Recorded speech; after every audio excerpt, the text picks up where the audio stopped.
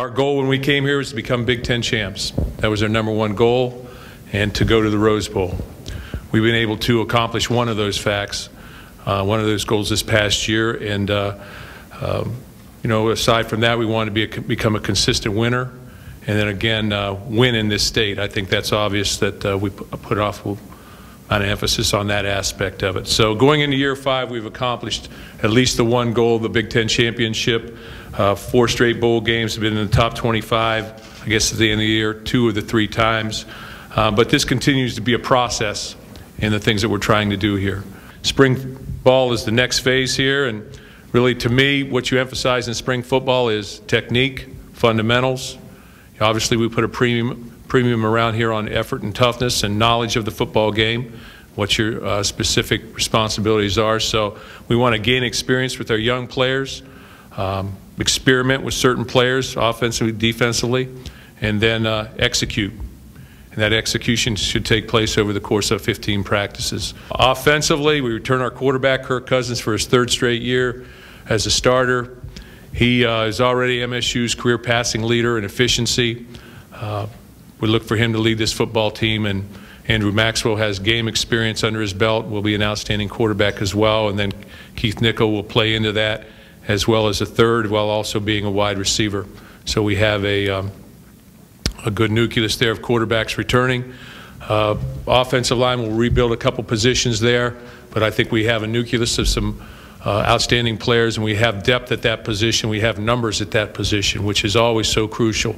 So the numbers are there to practice 2, 2.5, 3 deep throughout the spring, and we're bringing in some outstanding players as well.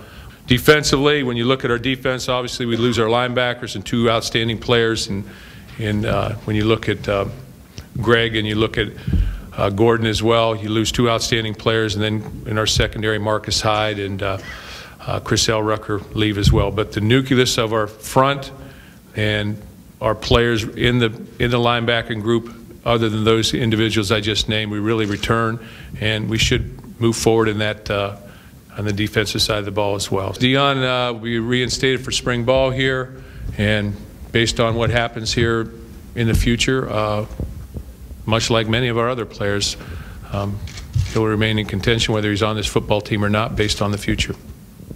But at this point in time, he's done everything we've asked him to do. He's had an excellent semester in school, academically, and he's been compliant in every respect. I think highest expectations would be one note.